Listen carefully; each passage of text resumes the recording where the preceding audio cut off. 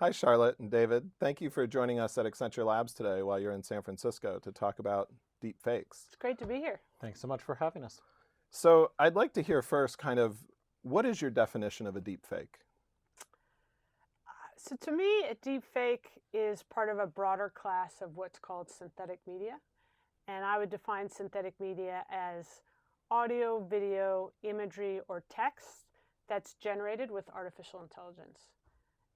And I would distinguish it from maybe the even broader class of quote unquote manipulated media, which is just audio, imagery, text, and video that's doctored. A cheap fake, if you will. A cheap fake, exactly. So the distinguishing feature about deepfake, it's the use of artificial intelligence to create it. And I think the word fake there is really important, that what the AI is being used to do is not just create sort of some whole fictional world, but something that is deliberately supposed to be presenting a fake image, a fake idea, a fake speech, as though it were real, which is part of where all of the challenging social implications arise. And the deep word actually comes from kind of the deep neural nets that are used to build the deep fakes, right? So it's kind of fun ontology there. Exactly. What's driving your interest in this topic? We've been collaborating on this for over a year now, and why are you so interested in it still? So I work for the Carnegie Endowment for International Peace. I lead our Silicon Valley office, and I'm also part of the Technology and International Affairs team. The mission of our organization is in our name, International Peace and Security. And deepfakes are a prominent example of a technology that could be very destabilizing for international security if they're dropped into an election or used to bribe a political leader. And so our concern is really making sure that the malicious use of deepfakes is limited and reduced to avoid impacts on democracy. Personally, my very broad interests are in understanding the ethical and social impacts of new technologies, and especially using those analyses to try to have better technology that better supports our human interests and values. And so deepfakes are a really fascinating test case because the underlying technology is the kind of thing that can be used, and in many cases was originally developed for, say, computer graphics in movies, or to generate worlds that could never be. So we could really let human creativity take flight. But that very same technology, the same ones and zeros, can then be turned around and put to this really horrible use. And so one of the things that we're very interested in at Carnegie Mellon, including at a new center that I direct, the Center for Informed Democracy and Applied Social Cybersecurity, is exactly to try and think about what are the ways in which we can have policy, social interventions, and technological changes to try and have the technology underlying deepfakes be used for good rather than for these destabilizing aspects, especially on the political scene. We're looking at innovation from a standpoint of how can we be responsible with this innovation? How can we have that innovation apply to these different domains and look at what is that intersection between business, government, and civil society? And I think deep fakes is one of those things, as Charlotte, as you mentioned, that the threat that we have to democracies worldwide is pretty extraordinary. And this notion of the new center that you're co-directing is really kind of at the heart of this interdisciplinary model of how we go at that. And one of the things I love about Accenture is that there's not much we don't do, and so that interdisciplinary mindset is alive and well. I think so you brought up the keyword interdisciplinary. So I come from an interdisciplinary background, and I think that this is one of the most interdisciplinary issues out there, like ethics, sociology, communications, psychology, the technical work involved in deepfakes, policy issues. I mean, it touches so many different fields. It's really, and in solving the issue, you have to kind of have all those fields in the picture, which makes it really complicated. I think one of the things that especially the kinds of work that you're doing here at Accenture Labs that you can really support is the bringing together of people from these really different backgrounds, these different disciplinary backgrounds, the technical expertise, the policy side, the economic side, because there's, of course, a financial aspect to all of this.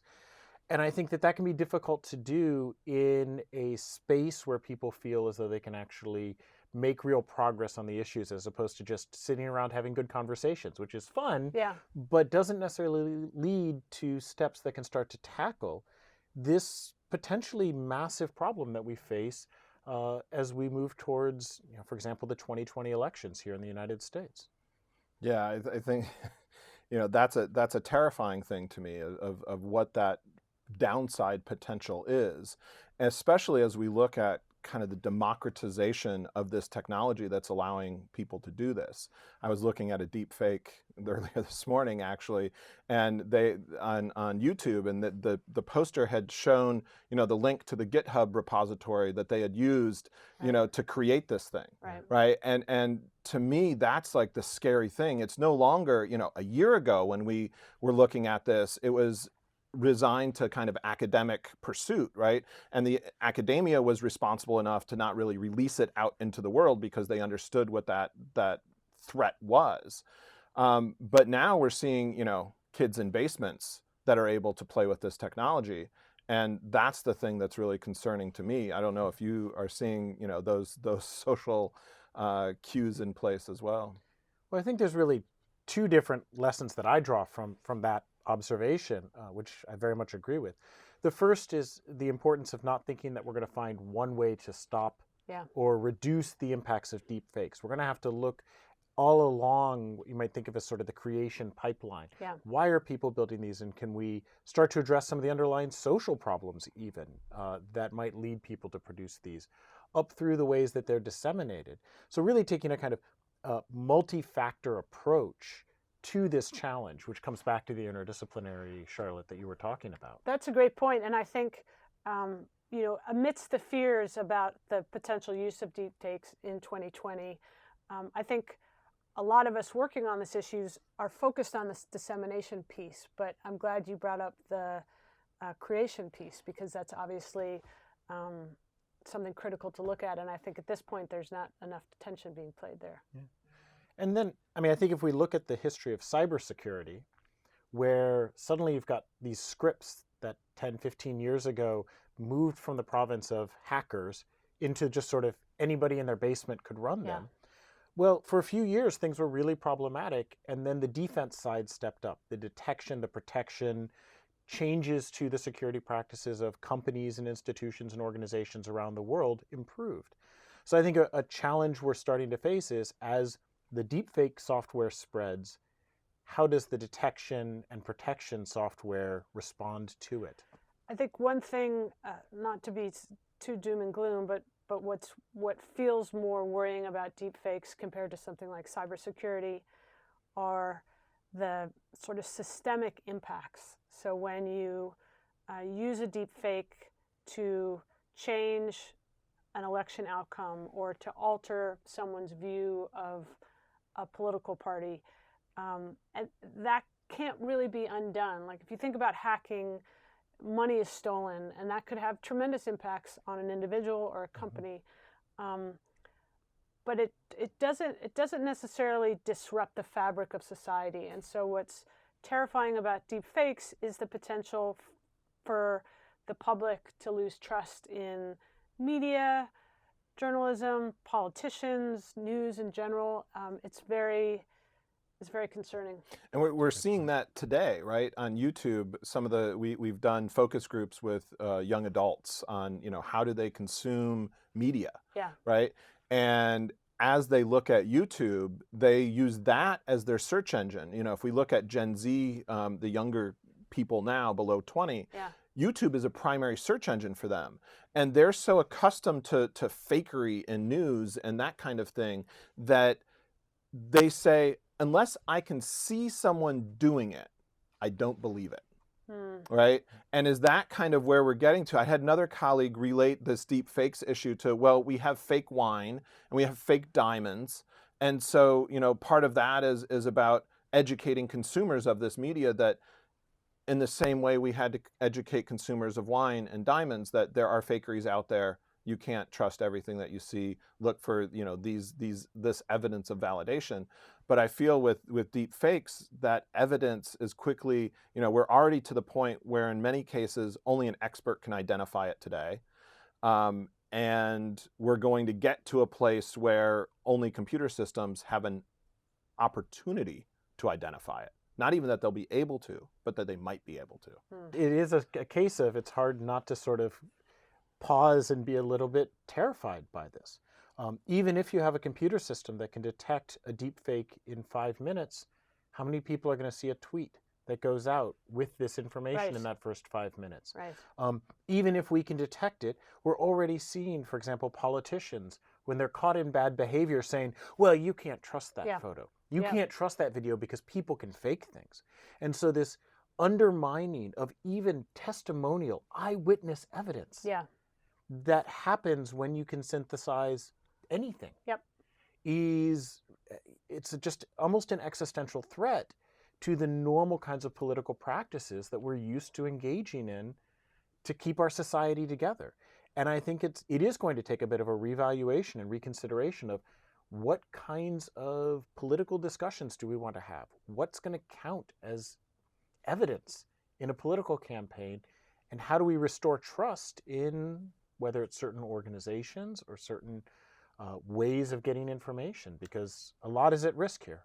I think those are important questions, and I think other important questions, which I hope maybe your new center can help to address, are sort of practical questions about how people respond to deepfakes.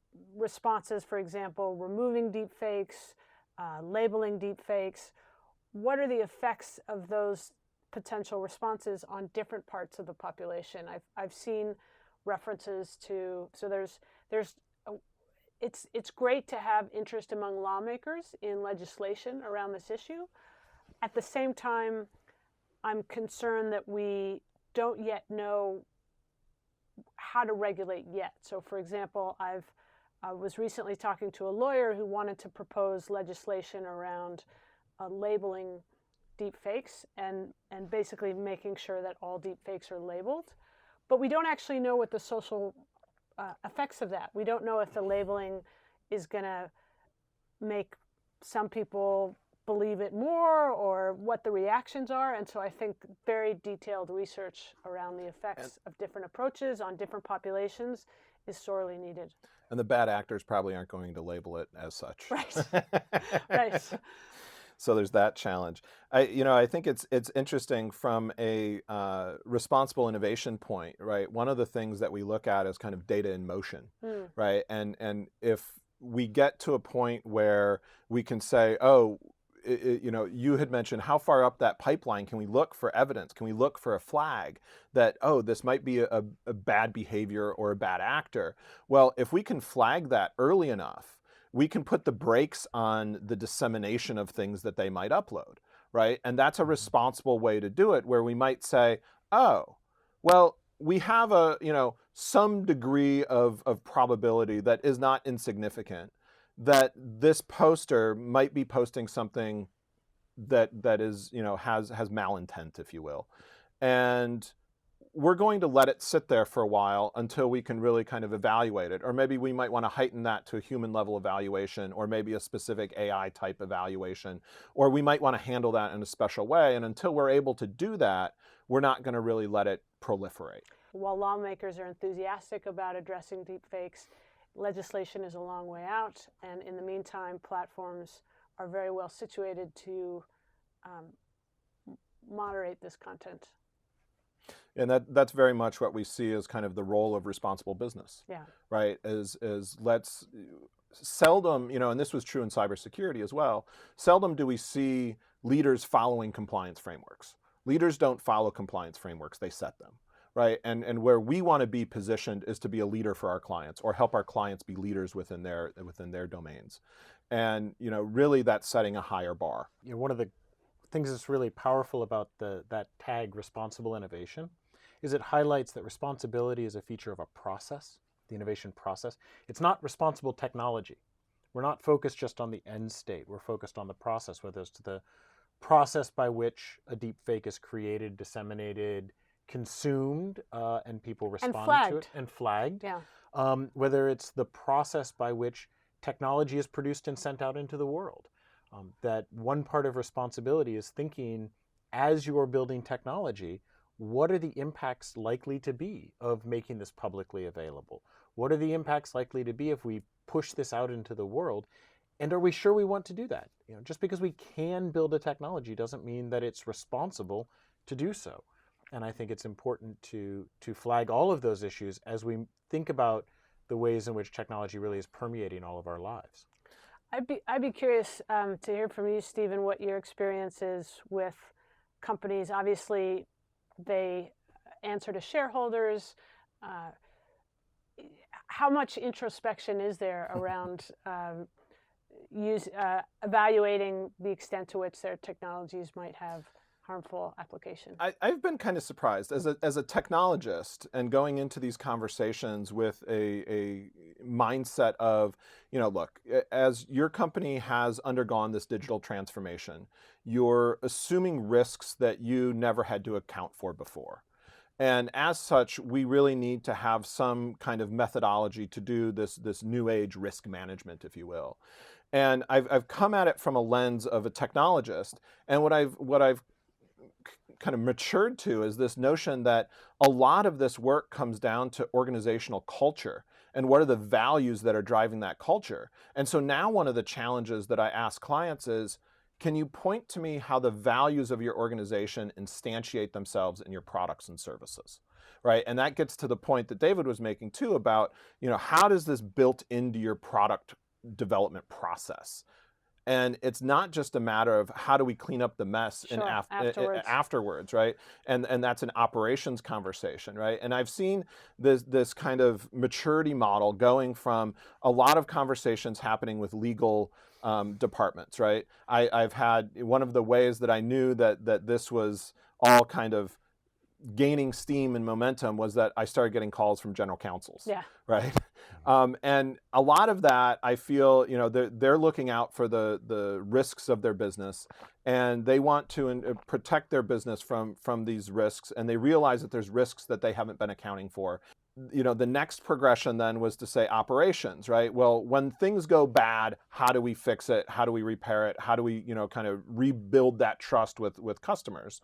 And then the full maturity is when I'm talking with product development teams, engineering teams that are saying, how do we build this into our processes, right? One of the things that is super easy to do during an agile process through DevSecOps is to basically say, I can change your definition of ready and definition of done. I can have you kind of have some foresight and scenario planning around how could this be weaponized, right? Where could this go south? And then a reflection at the end of, what did we do to address this? Did we sufficiently address it, or are there existing, risks that are out there that we know about but we're willing to manage? Yeah. And I think this is also where, in some ways universities, but very much also organizations like the Carnegie Endowment for International Peace can play a role, because we aren't in the business of having clients. We're in the business of trying to help people do work better.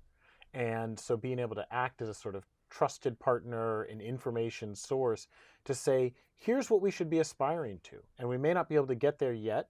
It may be that a business requires deep organizational change. But especially when we think about the development of new technology, being groups that can help people to think ahead. Yeah. To see what's coming, not just what they're facing right in this very moment. And again, the leadership of Carnegie Endowment and getting people to start thinking about deepfakes over a year ago, I think is really a vital role. When we started thinking about or worrying about the threat from synthetic media and deepfakes, we were pleased by the interest and appetite among companies, from Accenture, from academics like you, David. A lot of interest, and besides providing global policy analysis, one of the roles Carnegie can play in discussions like this is providing a trusted, neutral space for stakeholders to come together and identify the problem space and potential solutions.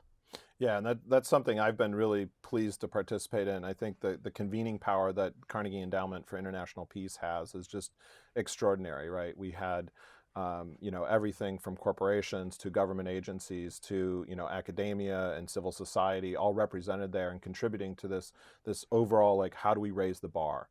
And I think that's just a very generative conversation that you guys have been able to lead. A lot of these initiatives that we're talking about are about, how do we detect deep fakes, right? Yeah. But I know there's so much more to the problem than that. And maybe, we could talk about that for a little bit. What else is there, ways to address this problem other than just detection? Yeah, so I think the work that David does on the ethics and the social side. So you often hear in news stories and on podcasts sort of references to malicious deep fakes. And we all kind of know in our minds what a malicious deep fake might be. So if somebody were to create a deep fake of the President of the United States with the intention to disrupt the election in some way, that would be malicious. But we don't actually have a good working definition. And so it makes it really difficult for actors like platforms who are trying to moderate this content to do so effectively because they don't have societal definitions. We don't have laws, and in the absence of laws, that's where ethics comes in. And so it's been tremendous to get insights from David and your colleagues to help us, in the absence of legal regulation, try and draw boundaries between what kinds of deepfakes might be inappropriate and what kinds of deepfakes are appropriate because they're parodies, for example. And I think, when you talked there about intention, that's not just detection, right? Yeah. That's about trying to have an understanding of why are people generating these. And of course, we usually can't look into the mind of the person who generated a deep fake. Yeah. But we can, as you mentioned earlier, Stephen, look at their behavioral patterns to try and figure out something about why is this being put out into the world?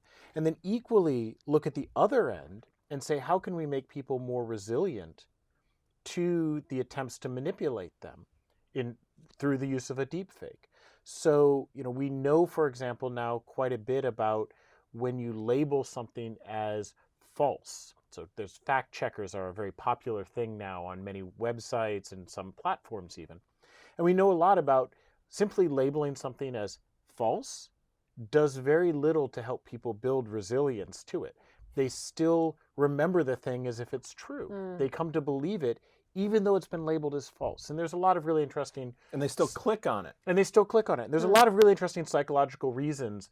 People aren't being stupid when they do this. There's good reasons why our brains are wired the way they are to make it hard for just a flag to have a meaningful impact. But we know that if you present people with the correct, true information, and then you can show them the fake information and it doesn't matter anymore. They've encoded the correct thing. The fake information first. doesn't matter as much? Exactly. Okay. And so an interesting question is, could the same thing happen with deepfakes?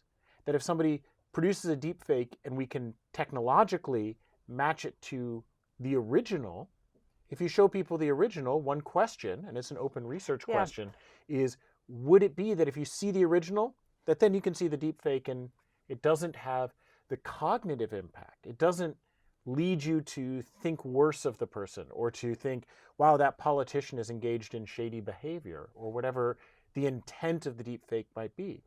And so we have these social and psychological questions at the front end. What's the intent of the person? How do we get at why people are creating these malicious deepfakes? And then we have social and psychological responses at the other end, at the output end of the people who are consuming it to get them to be more resilient. And so I think we have all of these different sort of vectors for trying to tackle the problem. No one solution is going to solve everything, but maybe by looking at a lot of them, we can make some real progress. And then, of course, there are operational challenges with, for example, if platforms which operate at vast scales, at lightning speed, to embed those videos, Exactly. it's quite challenging. Yeah, I love that. I think we've uncovered another place to collaborate there. So that's great. One thing that came up with something earlier you were saying, Charlotte, is like harmful to whom? Yeah. Right? The Wall Street Journal had an article about a UK-based energy firm getting a call that was a faked voice of the CEO of the conglomerate, a German CEO, yes, and basically saying, hey, I need you to wire this money within the next hour to this vendor, right? And of course, the CEO of the UK firm, did what his boss asked him to do, right? And it turned out the insurance company got involved because that was actually a bogus filing. But who did it really hurt, right? So they have reinsurance to cover that, right? Maybe I don't know what the source of those funds were, but maybe they're going to support terrorism or something. So we can say that that is a potential harm. But if a company is hurt by it and they have insurance to cover that harm, is there greater harm that's been done? I feel like this tees up David's work really nicely, because one of the things that I find so helpful that your work has done is allowed us to look at the interests of the different parties involved and the harms and benefits to those individuals. So for example, a parody deepfake, like a Saturday Night Live deepfake, who is that helping and who is that hurting? And what I've taken from your work is the value of putting all the interests side by side and really evaluating. So in this case, the platform's interests might be aided by expressing creative speech. The person who made the parody, their creative expression is being advanced, but you can weigh that against democratic costs to democracy, for example. And I think the example you were mentioning, Stephen, of the faked audio is a great example where there are different interests. And so the interest of the insurance company or the reinsurer is absolutely harmed. They're having to pay out when they shouldn't. The interests of the people producing the faked audio was, of course, advanced as well. They got quite a bit of money. But then we also have to make sure to take a broad lens here. And I think that's what you were pointing to, Charlotte, and what an earlier discussion touched on. Thinking about the ways in which the publicization of the faked audio is now going to make everybody just a little bit more skeptical. So there's a broader cost. And so there's a broader, cost of social interactions are now getting a little bit more friction. There's just a little bit less trust in our society, just a little bit more caution when you're talking to other people. And that's not necessarily a bad thing. There are times that a degree of caution is, of course, valuable. But those kinds of broader systemic aspects and broader systemic harms, they're very hard to measure. And so they don't show up in a standard cost-benefit analysis. We don't know how to assign a dollar value to them. But I think that when we think about the impacts of these technologies, we absolutely have to include them. Yeah. Does that mean that face-to-face interactions have more value because we can trust them because I can see that it's you? Yes. Wow. No, I think that that's absolutely right. I think that the importance of face-to-face communication, and that can even occur through video conferencing. There are ways of having verification. I think the importance of trusted partners and trusted sources. So being able to say, you know what, I know that person. They're going to have given me reliable information. I know this company. We can trust what comes from this company or this news source. It's going to gain, I think, much more importance as we move forward, which raises a whole set of questions, of course, around certification and, how do you know that somebody is a trusted source? Well, isn't there a flip side to that? Isn't there the problem that the reason why we are vulnerable to disinformation is we're living in filter bubbles. So we're getting information from quote unquote trusted sources, people we know, people in our community. But if somebody in that community shares a deep fake, I'm going to automatically, I'm more likely to believe that the deep fake if it came from a trusted source. That certainly is a challenge. And I think there's this broader issue of, as you said, the informational bubbles that we are increasingly living within. I think in many cases, the response to that is to try and encourage more exploration of the informational space. We know that if you let people pick what information they pick the information that makes them feel good, which is the information that confirms what they already believed. Right. I mean, that's just a general pattern of human behavior.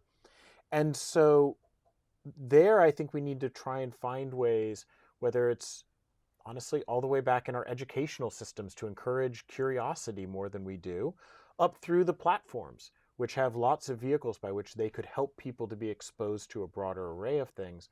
I think that it's going to become important to have that. But you're absolutely right. It's in a pretty deep tension with this idea that I trust you, Stephen. I trust you, Charlotte, because I know you and we're here face to face. That risks becoming almost tribal. It's a vulnerability in the system. Absolutely. Yeah.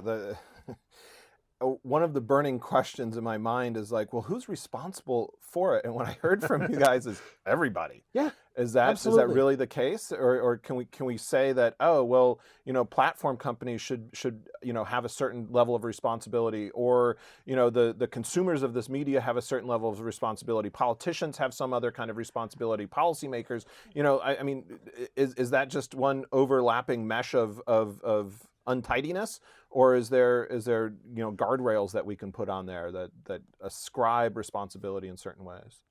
My view is that all of these stakeholder groups have responsibilities, even the mainstream media. So, for example, platforms are criticized if somebody, an individual user, will post a nefarious deepfake or a cheap fake like the Nancy Pelosi video. But if the mainstream media covers that, then platforms don't have any choice but to run that news. So if CNN covers the cheap fake, that's legitimate news now. And so it will be all over the platforms. And so there's also work to be done among mainstream media and journalists to figure out how they should be covering this phenomenon. And I think, on the one hand, it's an untidy mess. Everyone's responsible. But I think we can also start to pick out how people are responsible and what different groups can do. It doesn't mean it's hopeless and we should just throw our hands up in the air and move on. There was no one decision that got us to where we are now. It's not as though one group of people got together and said, let's make things this way. It was many decisions that got us to where we are, some of which weren't even conscious, deliberate decisions. And so it's going to take lots of decisions in a distributed way across many different stakeholders for us to get back to a better place. You seem skeptical. You seem skeptical. No, I don't disagree. I just feel like that's a tough problem to work with. It absolutely is. And it's not nice and neat, and it's not, one of the things I think we hear being asked from platform companies in particular is, please, give us some regulation here. Right? Give us some guardrails. We're happy to follow it, but right now we're just kind of stabbing in the barrel for that next apple, right? And we might handle it differently than a competitor might handle it, and so forth. And so, please just give us some guidance. And but where my own thoughts are, and what I'm hearing from both of you, is that we're all kind of responsible to do whatever we can. And so I feel like there's some lack of gravitational pull toward that next paradigm. Well, so lawmakers are part of that. Lawmakers are certainly a large group of people that also have a responsibility to play. Mm-hmm. And let me try and give two concrete things that we could do as a community. The first is start to better coordinate. And coordination doesn't mean that there's some central body that hands out marching orders to everybody.